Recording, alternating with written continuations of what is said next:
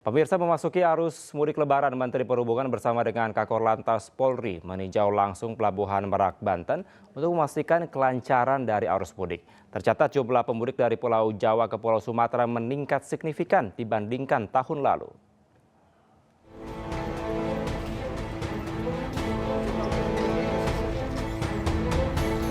Memasuki arus mudik Lebaran, persiapan di Pelabuhan Merak semakin dimaksimalkan untuk melayani pemudik dari Pulau Jawa menuju Sumatera.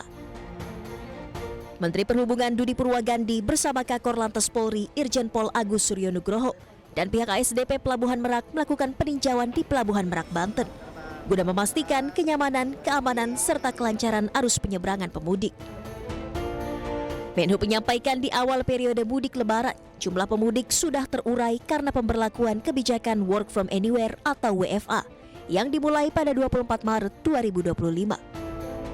Sesuai prediksi, banyak pemudik yang memilih berangkat lebih awal sejak 21 Maret lalu. Nah, untuk mengantisipasi lonjakan itu makanya pemerintah memberlakukan Work from Anywhere.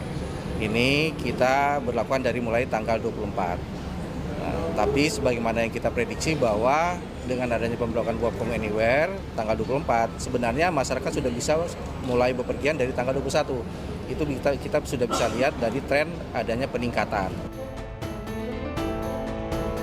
Di sisi lain, data ASDP menunjukkan adanya peningkatan jumlah penumpang sebesar 14,7% dibandingkan tahun 2024. Bahkan jumlah pemudik di Pelabuhan Merak pada H-9 melonjak hingga 84%. Kalau untuk peningkatan penumpang dibandingkan dengan 2024 yang lalu, H-10 itu ada perbedaan peningkatan itu sekitar 14,7% dibandingkan 2024. Nah, kemudian H-9 tahun lalu dengan sekarang itu ada peningkatan 84%.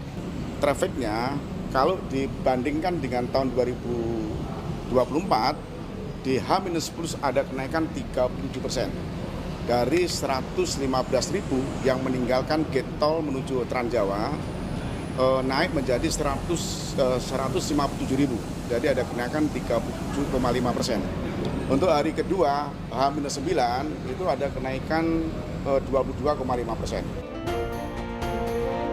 Pemudik jalur laut di Pelabuhan Merak umumnya memilih menyeberang pada malam hari, sehingga kepadatan penumpang biasanya terjadi setelah azan maghrib. Lonjakan pemudik di Pelabuhan Merak diprediksi masih akan terjadi hingga H-3 Lebaran. Dari Merak, Banten, Rizky Ihwal, iNews melaporkan.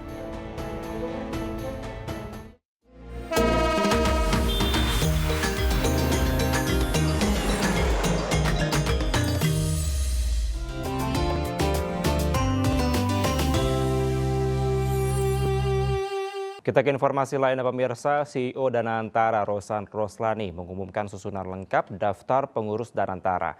Presiden ke-6 RI Susilo Bambang Yudhoyono dan Presiden ke-7 RI Joko Widodo dipercaya sebagai Dewan Pengarah Danantara. Agak yang lebih santai. Rosan menyampaikan sosok-sosok yang dipilih dalam struktur kepengurusan Danantara tak hanya memiliki pengalaman di bidangnya, tapi juga berintegritas. Ada nama Presiden ke-6 RI Susilo Bambang Yudhoyono dan Presiden ke-7 RI Joko Widodo yang menjadi Dewan Pengarah Danantara.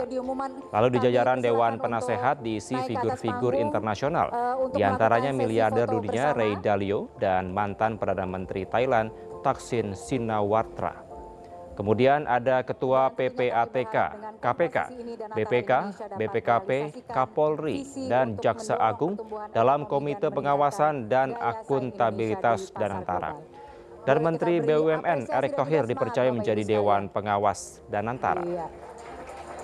Iya, boleh tepuk tangannya yang meriah. Karena Danantara ini adalah suatu investasi negara yang sangat-sangat besar, dan tentunya ini diperlukan orang-orang yang tidak hanya mempunyai kapabilitas tetapi juga mempunyai integritas. Itu yang paling penting buat kami. Dan tentunya kita pun sudah menyampaikan bahwa kita akan selalu transparan, karena salah satu arahan dari Bapak Presiden adalah ini harus dilaksanakan dengan tata kelola atau good governance, dengan transparansi, akuntabilitas, integritas, dan juga tentunya dengan track record yang baik dan benar. Pemirsa, DPP Partai Perindo turut menghadiri syukuran Bupati dan Wakil Bupati Tapanuli Utara, Junius Taripar Parsaoran Huta Barat Deni Lumban Toruan. Pasangan yang diusung dari Partai Perindo ini mendapatkan dukungan penuh dari ribuan masyarakat yang turut hadir dalam acara syukuran tersebut.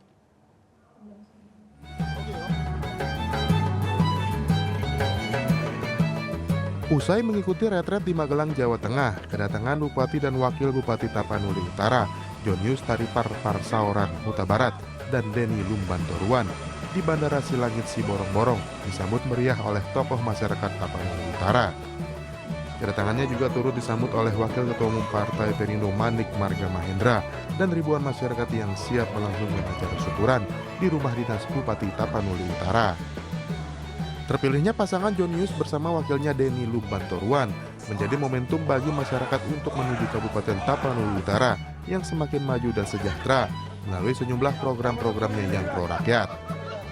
Kami fokus pada upaya mensejahterakan masyarakat, sehingga kegiatan-kegiatan perekonomian, pembangunan infrastruktur, serta pendidikan itu menjadi sarana yang paling penting untuk kemudian bisa dicapai. Termasuk diantaranya juga adalah layanan kesehatan, sehingga masyarakat bisa mendapatkan indeks pembangunan manusia yang lebih tinggi lagi, dan juga layanan akses terhadap pendidikan, kesehatan yang lebih baik, dan tentunya perputaran ekonomi bisa menjadi lebih baik juga di Tapanuli Utara.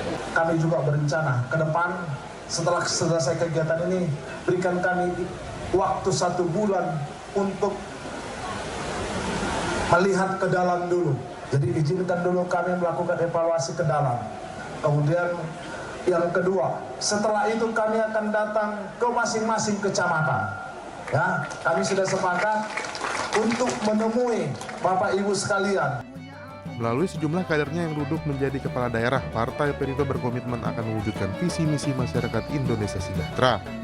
Dari Kabupaten Tapanuli Utara, Sumatera Utara, Aries Fernando Manalu, iNews melaporkan. Pemirsa, dalam rangka memberdayakan UMKM dan meningkatkan sektor wisata serta pemerataan ekonomi, Pegadaian mengadakan festival Ramadan yang diselenggarakan di 61 kota di Indonesia. Salah satunya adalah di Kota Malang, Jawa Timur. Untuk memberdayakan UMKM, meningkatkan sektor wisata, pemerataan ekonomi, Pegadaian mengadakan festival Ramadan dengan konsep bazar, hiburan, serta literasi keuangan diselenggarakan di 61 kota di seluruh Indonesia, salah satunya Kota Malang. Acara yang digelar secara 10 hari ini dilaksanakan di Malang Creative Center, MCC. Mengusung konsep bazar dan literasi keuangan, selain hiburan musik, ada bazar berbagai UMKM andalan di Kota Malang, mulai kuliner hingga pakaian dan berbagai aksesoris. Merasa bangga ya, karena kita terpilih, karena kan ini UMKM-nya tuh semuanya tuh dikurasi, jadi benar-benar dipilih sesuai dengan standarnya gitu ya. Jadi benar-benar memang UMKM yang aktif dan punya legalitas yang resmi gitu. Pastinya kita pengennya nih acara ini terus berlanjut setiap tahunnya, dan semoga kedepannya itu lebih banyak event-event lagi supaya lebih menarik lagi acaranya. Aneka lomba bertemakan Ramadan seperti fashion busana muslim. Selain itu juga Pegadaian yang memberikan literasi tentang investasi emas termasuk bank emas yang baru saja dirilis pemerintah.